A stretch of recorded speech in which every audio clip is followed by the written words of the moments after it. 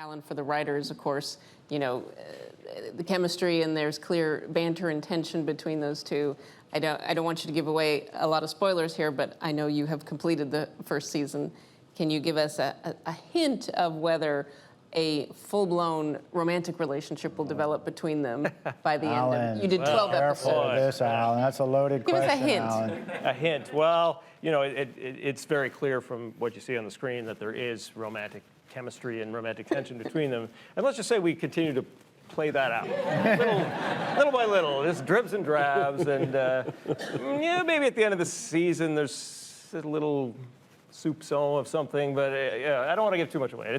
It's a fun show. We are very careful not to go too soapy, so we just we kind of meter it out. I really did enjoy the comedic beats in Look at there. these When you pull your Do I have to separate you?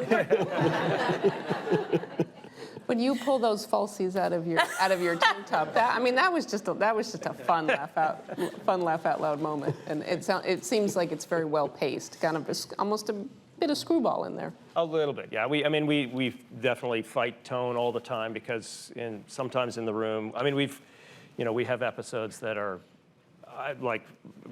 land much farther on the comedy side and episodes that land much farther on the drama side. But I actually like doing a mix of episodes because I think it's nice. It's nice to have familiarity, but also to never know exactly what you're going to get out of the show. So you tune in, and some nights you're going to get something very serious, and some nights you're going to get just a laugh riot. Mm-hmm. As the company of actors and producers came together, did your sense, for any of you, did your sense of what the show was evolve over those first 12 episodes? First seasons of shows are a wonderful opportunity to put something up. It's like a play, right? So you put it up and you shape it and you find the language. And as these two are developing their chemistry, Alan and his team are shaping through their writing. And then there's all kinds of inspirations that come to play as you're arcing the season. I think what Alan and his team do is they set a tone and they know where they want to go.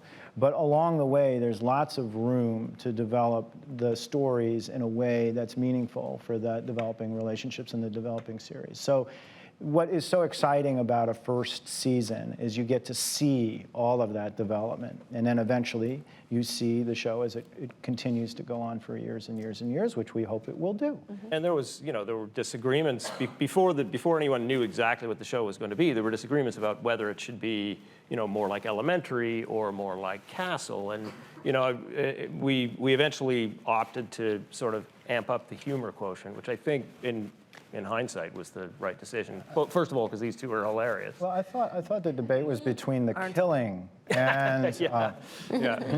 I think for these times, humor is good. Also visually and in our style of storytelling, there's a lot of development through the first year. On a show like this, you get a different director every week, and as the directors roll in and out of the show, you'll find that all of us pick up on certain things that directors will do and shots and things that we all go, oh, that really works for our show, and this style of thing, and so as a show develops in its first season, it really, like, all the departments are really sort of finding their way. Sure. And finding what really works and finding ways to streamline and but also picking up on cues and things and I think really shaping the show for every department, and I think that was certainly true for our show. All right, I have a slight two-parter. First, is there any TV character in history that either of you would have loved to play? And also, is there going to be privatized merchandise? starting with the hockey ring. The Stanley Cup thing. Cynthia? This Cynthia. Good. See? I don't know. In the history of television? It was broad in general. Emma Peel? Brandon Walsh.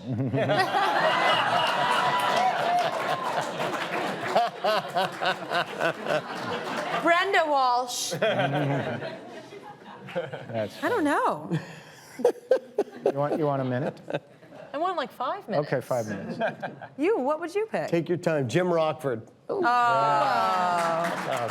asked that question Come on. before, and you were saving that up. Never. Tom Selleck. There you go. Good one. I don't know. Good one. I have to brag. I had a lunch date, a very fabulous lunch date years ago with Stephen J. Cannell, Yeah. and the whole time it was like, tell me everything about Rockford. Wow. It was just a great. The way they shot back then was just so different from totally the way different. Yeah. the way production is done. And anybody doesn't know, Stephen J. Cannell was the creator of Rockford Files. So. Right. Great show on my on my top 5 TV shows. Yeah, It's really great. same here. Really great Well, show. and actually, we talked about Matt Shade being somewhat emulated from that tonality. And he's got his Rocky. Rocky. With, Yeah. with the father. That's right. So, before I let it, the four of you, I can count here, 4 of you go.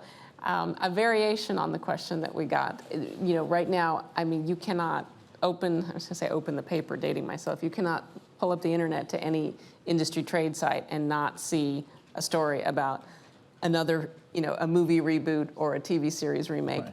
Anything that any of you have been involved with in the past that you would like to see, that you would be anxious to go back to do? Do you think anything, maybe a little show deep in your past? I don't. Hey, I learned a long time ago to never say never.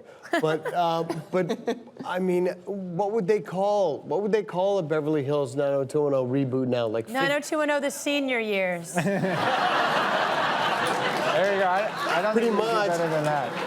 I mean, it would have to be called 50-something, maybe. What would they call us all now? 90210. Yeah. That's good. I like it. I kind of like That's a good spitballing with you guys. We'll get there. This is how development works. It's fantastic. In all seriousness, has anybody called you about a No. 90210? No. No? Okay, gotcha. She was trying to get a scoop. Mind you, I think I might call the guys at Hulu with these titles and see what. Cindy? No. Do you anticipate going back to Supernatural? Are you going to hang out with the Winchesters again? Oh gosh, wouldn't I like to? Yeah, that was a load of fun. That was a great show. And it's still running. It's amazing. I know. I don't know. We'll see. I'm like one of the female characters that didn't die. Not that matters in that show. You can die 7 times and still go back. I would love to work on that show again. Lots of fun. Cindy, you're booked. You can't go back to that show. There's that. You're busy. Yeah. For another 10 years. Unless they come to Toronto. Vancouver's a long way away. Well, if I'm going to confess, I mean, can we keep a secret? So you know who Gerard Butler is, right? And you saw the movie 3000, right?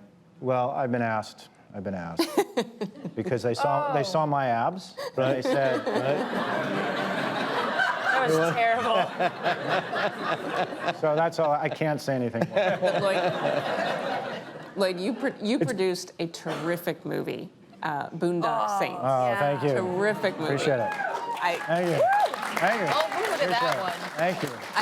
I know there was a sequel, but there's been talk of another sequel. Is there any movement there? Yes, there is movement there, and there's also been discussion about doing it as a television series. But the longer we wait, the Boondock Brothers are going to be a little bit, They could be on 90210. That's right. We'll do that crossover episode. It'd be fantastic in the They senior could be home. running the Peach Pit I now. love that. Right? which is actually a TGI Fridays now, right? We're there. A juice bar or something? Or a Jew, right? It's a Alan, Jamba Juice. anything come to mind? Not really. I mean, in spite of the fact I've been doing this for about 15 years now, I still always feel like a newcomer. But I started out on a show called Stargate SG-1, and it has very near and dear to my heart. They were great. Those were great people, and they taught me a lot about storytelling. And so I would just, if I got the chance to go back to something like that, I might jump at. But the truth is, the best experience ever in your career has been Well, Private Eyes. Let's be sitting here on honest. this I mean, stage, let's I be think totally honest. You've got everything and a cool theme song. That's right. Greatest Very cool theme thing. song. Greatest theme song. Thank All you right. very much. Thanks They to are Hall giving & us Oates. the hook now.